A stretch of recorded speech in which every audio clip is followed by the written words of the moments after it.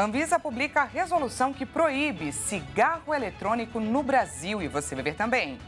Ataque ao sistema do governo desviou milhões de compra de software para suposto comércio em Campinas. Câmara aprova novo PES, garantindo a continuidade do programa emergencial para o setor de eventos. Congresso dos Estados Unidos aprova a lei que pode banir o TikTok no país. E ainda, China enviará nova tripulação à Estação Espacial Tiangong. Mais um passo em meio à corrida espacial. Essas e outras notícias você confere a partir de agora. Olá, boa tarde para você, seja muito bem-vindo. Chegamos ao vivo agora a 1h04 para te contar os assuntos que estão em pauta no Brasil e no mundo nessa quarta-feira. Vem comigo. Agora é para valer. A Anvisa publicou a resolução que proíbe a fabricação, a importação, comercialização, distribuição, o armazenamento, o transporte e também a propaganda de cigarros eletrônicos. Vamos ver. De acordo com a Agência Nacional de Vigilância Sanitária, o não cumprimento desta resolução constitui infração sanitária. A nova norma substitui a resolução de 2009 e proíbe também a produção, distribuição, armazenamento e transporte dos dispositivos eletrônicos para fumar em território nacional. O texto ainda define os dispositivos eletrônicos como produto cuja geração de emissões é feita com auxílio de um sistema alimentado por eletricidade ou bateria que mimetiza o ato de fumar. Além disso, devem ser implementadas campanhas publicitárias e educativas sobre os riscos do uso desses dispositivos para jovens e adolescentes. A publicação proíbe ainda o ingresso no país de produto trazido por viajantes por qualquer forma de importação. Portanto, atenção! A partir de hoje passa a ser ilegal o uso de qualquer dispositivo eletrônico para fumar em ambiente coletivo fechado. Os invasores do sistema de pagamentos da Administração Federal, o CIAF, desviaram 3,5 milhões de reais reservados a um contrato do governo para a manutenção de software. Um dos suspeitos foi identificado. Os criminosos roubaram ao menos 7 senhas de servidores que têm permissão para emitir ordens bancárias em nome da União. O governo identificou um desvio de 3,5 milhões de reais em recursos do Ministério da Gestão e da Inovação em Recursos Públicos. 2 milhões foram recuperados e haviam sido transferidos para a conta de uma empresa registrada em área residencial de Campinas, que tem como atividade principal cadastrada na Receita Federal o comércio varejista de imóveis. Há outras 15 funções secundárias, como venda de artigos de viagem, cosméticos, brinquedos e eletrodomésticos. O desvio ocorreu no dia 5 de abril. Mais tarde, houve uma segunda tentativa de fraude. Ao todo, os invasores tentaram movimentar ao menos 9 milhões de reais da pasta. O caso é investigado pela Polícia Federal e pela Agência Brasileira de Inteligência. Ainda não há confirmação se houve participação de servidores públicos ou de outras pessoas no crime. Outros valores podem ter sido desviados de outros ministérios. De acordo com a Secretaria do Tesouro Nacional, a segurança do sistema está preservada. O Sistema Integrado de Administração Financeira é usado pelo governo para pagar a credores, enviar transferências a estados e municípios e repassar o salário dos servidores públicos. Após a suspeita, o governo mudou as regras de acesso ao sistema para fortalecer a segurança. De acordo com o ministro da Fazenda, Fernando Haddad, um dos suspeitos já teria sido identificado, mas ressaltou que a investigação está sendo feita sob sigilo. Em uma importante decisão para o setor de eventos, a Câmara dos Deputados aprovou o projeto de lei que modifica o PERSE, que é o Programa Emergencial de Retomada do Setor de Eventos. Empresas como restaurantes e hotéis, por exemplo, serão beneficiadas com a isenção de impostos em 2024. O texto foi negociado com o ministro da Fazenda, Fernando Haddad, e estipula que o benefício será válido para 30 setores da economia, com um limite de 15 bilhões para o custo fiscal até dezembro de 2026. Empresas como restaurantes, casas de festas e eventos, hotéis e de produção cultural, por exemplo, serão beneficiadas com a isenção de impostos em 2024, com redução gradual do benefício a partir do próximo ano. A habilitação dos beneficiários vai ser feita pela Receita Federal. O PERSE foi criado, por lei, em 2021 para dar apoio ao setor de eventos com benefícios tributários, como forma de compensar os efeitos da pandemia da Covid. Originalmente, 44 setores eram beneficiados com a isenção de impostos. Agora, o novo programa reduziu para 30 setores. O texto segue agora para análise dos senadores. E olha só, o Senado dos Estados Unidos aprovou na terça-feira um projeto de lei que pode vir a proibir o TikTok no país se a ByteDance, que é a empresa chinesa que controla o aplicativo, não passar o comando da plataforma a um proprietário americano. O texto já foi sancionado pelo presidente Joe Biden. A medida recebeu 79 votos favoráveis e 18 contra. A Câmara dos Representantes já havia aprovado a medida no sábado por 360 a 58. A justificativa dada por defensores do projeto é que a relação da China com a ByteDance pode trazer riscos à segurança nacional, uma vez que a companhia seria obrigada a compartilhar dados com o governo chinês. A empresa, porém, afirma que nunca compartilhou informações sigilosas dos mais de 170 milhões de usuários norte-americanos e que não fará no futuro. O pacote também chancela ao presidente dos Estados Unidos o poder de classificar outros aplicativos como ameaça à segurança nacional, caso também sejam de um país considerado hostil. O projeto de lei vem na esteira de anos de investigações sobre a ligação do TikTok com a China. Quando ainda estava na Casa Branca, em 2020, o ex-presidente Donald Trump tentou, sem sucesso, proibir o aplicativo por meio de uma ordem executiva. Bom, o futuro do TikTok nos Estados Unidos parece estar cada vez mais próximo de ser definido. E para a gente entender o que a proibição do aplicativo nos Estados Unidos significa, quais os desdobramentos para as relações entre Estados Unidos e China, e principalmente com relação à hegemonia tecnológica, a briga por quem domina a corrida tecnológica, olhamos para esse tema na nossa entrevista de hoje.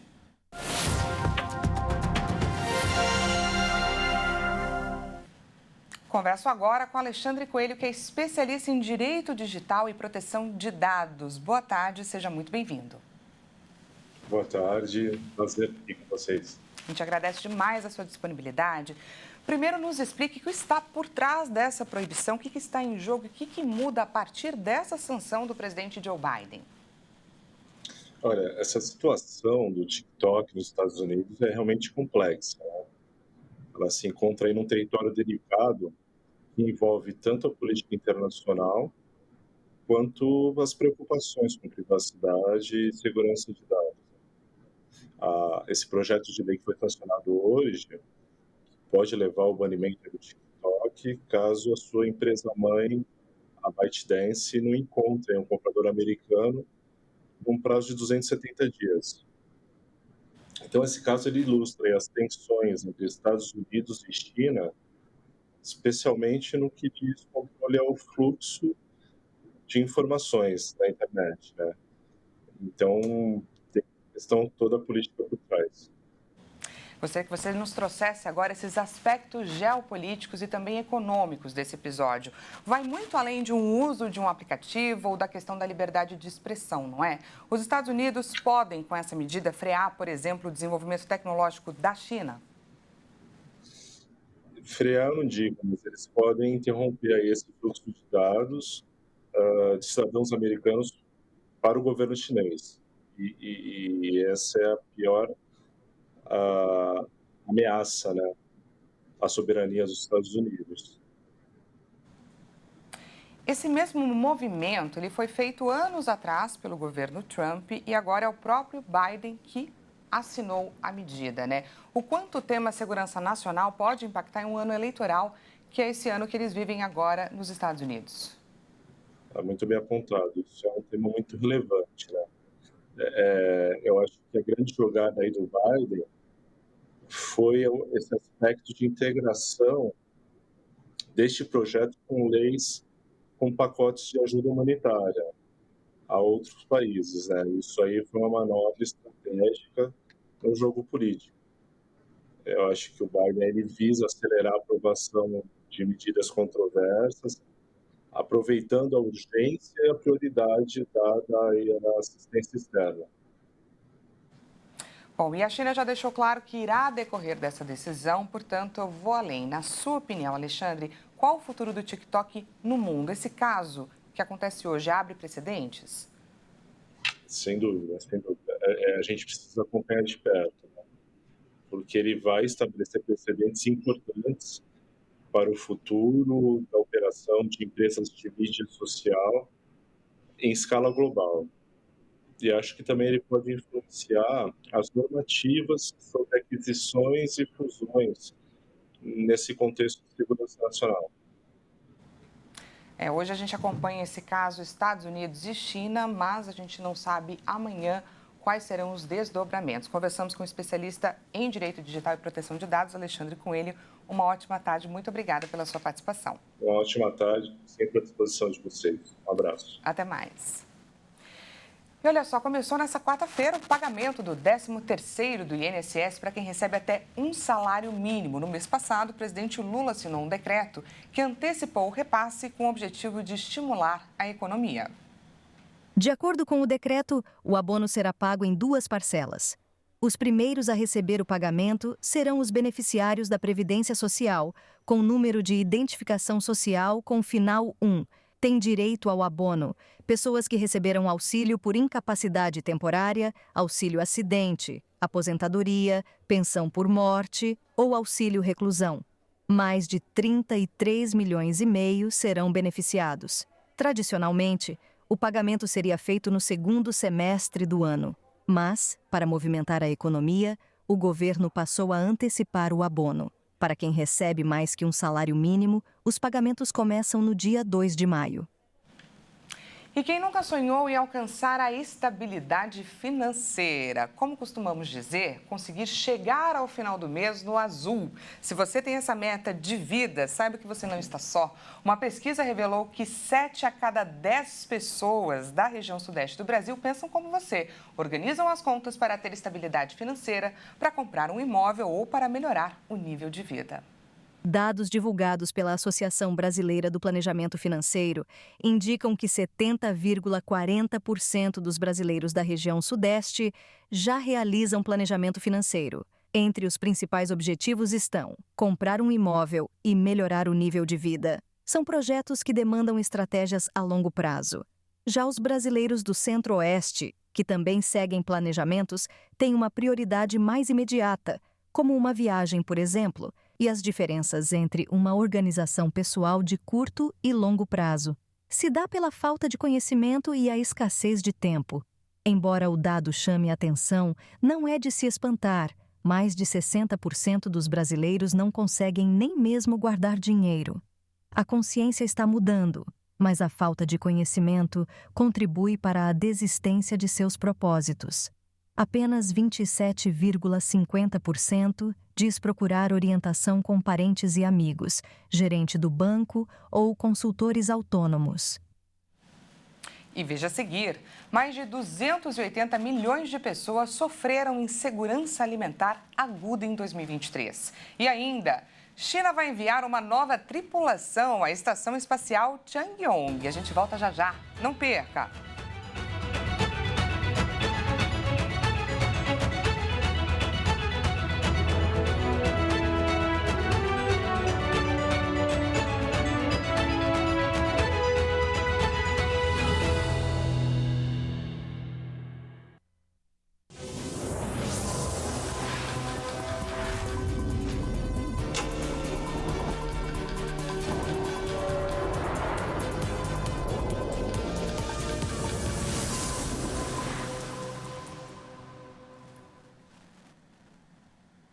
Seja bem-vindo mais uma vez, nós estamos de volta e ao vivo, agora 1h18 pelo horário de Brasília. Voltamos com mais destaques dessa quarta-feira para compartilhar com você.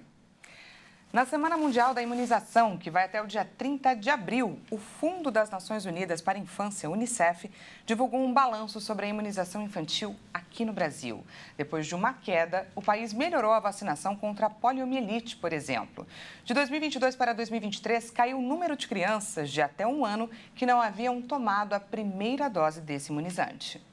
O relatório que faz parte da Semana Mundial de Imunização aponta que em 2022, das 2.500.000 crianças nascidas vivas no Brasil, cerca de 243 mil estavam sem a primeira dose da vacina que protege contra a poliomielite, também conhecida como paralisia infantil. Enquanto no ano passado foram pouco mais de 152 mil bebês sem a primeira dose. A partir deste ano, no Brasil, a vacina oral contra a polio está sendo gradativamente substituída pela versão inativada e injetável do imunizante. A forma injetável é aplicada aos 2, 4 e 6 meses de vida, conforme o calendário nacional de vacinação. Após o período de transição, que começou no início deste ano, crianças que completarem as 3 primeiras doses da vacina irão tomar apenas um reforço com a injetável aos 15 meses. A dose de reforço, até então aplicada aos 4 anos, não será mais necessária. A atualização considerou critérios epidemiológicos, evidências relacionadas à vacina e recomendações internacionais sobre o tema. E agora a gente traz uma notícia que expõe o paradoxo de um mundo que produz alimentos em grande escala, mas não consegue atender toda a população. A insegurança alimentar piorou em 2023 e, segundo o relatório da ONU, quase 282 milhões de pessoas vivem em situação de extrema vulnerabilidade. A insegurança alimentar piorou no mundo em 2023 e quase 282 milhões de pessoas precisaram de ajuda de emergência devido aos conflitos, em particular em Gaza e no Sudão, aos eventos climáticos extremos e à crise econômica. As informações são de um relatório publicado nesta quarta-feira por 16 agências das Nações Unidas em parceria com organizações humanitárias. Ainda segundo o documento, o número de pessoas em situação crítica aumentou em 24 milhões na comparação com 2022. O Haiti é o caso mais preocupante da América Latina.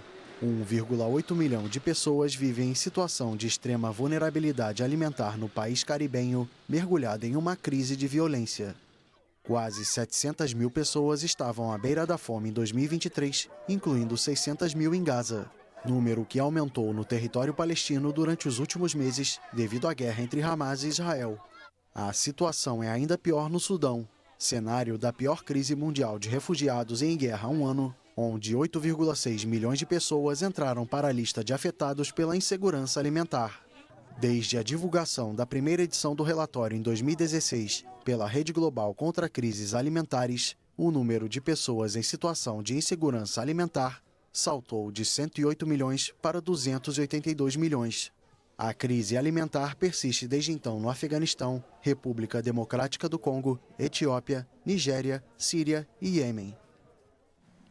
E os chineses seguem firmes na missão de levar astronautas para a Lua até 2030. A China anunciou que vai enviar na manhã dessa quinta-feira uma nova tripulação à Estação Espacial Tiangong. A missão Shenzhou 18, com 3 astronautas, deve decolar por volta das 10 horas da manhã de quinta-feira do Centro de Lançamento de Satélites de Jiuquan, no noroeste da China. A operação será liderada por Ye Guangfu, piloto de combate e astronauta que integrou a tripulação da Shenzhou 13 em 2021. Os astronautas Li Kong e Li Guangsu completam a equipe.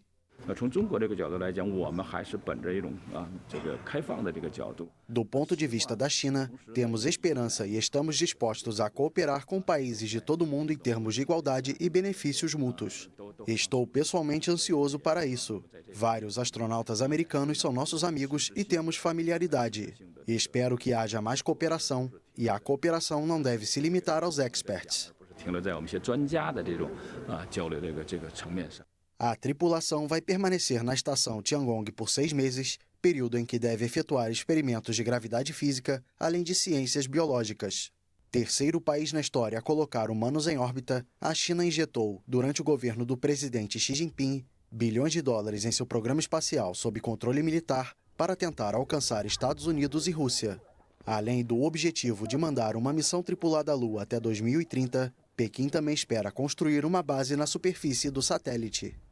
E hoje, gente, é comemorado o dia do churrasco. Não sei se você sabe, mas na tradição gaúcha, assar uma carne vai muito além da alimentação. Remete a um momento de confraternização, de companheirismo. Vamos conhecer um pouco mais sobre o Rio Grande do Sul, o estado onde o churrasco é coisa séria.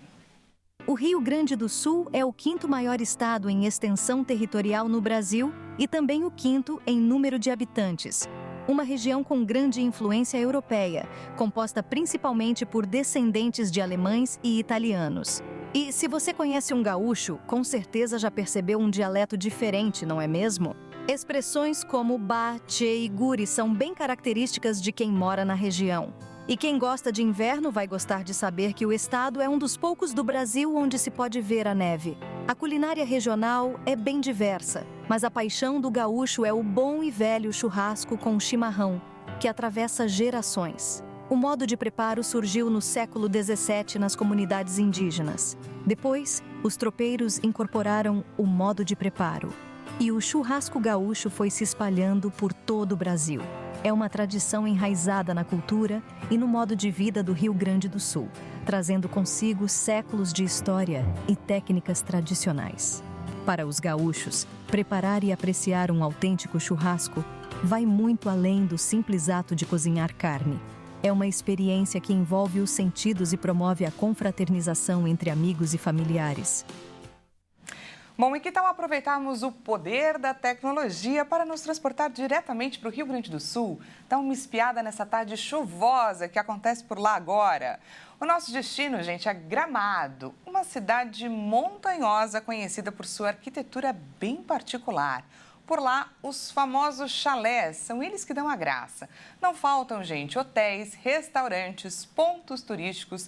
Trazendo rapidamente uma curiosidade por lá, Gramado é conhecida por ter um trânsito diferenciado, sendo até comparado com o trânsito da Europa. Encontrar semáforos por lá é bastante difícil e os motoristas costumam respeitar e muito a faixa de pedestres, mesmo sem farol, gente. Uma característica do Sul é a temperatura.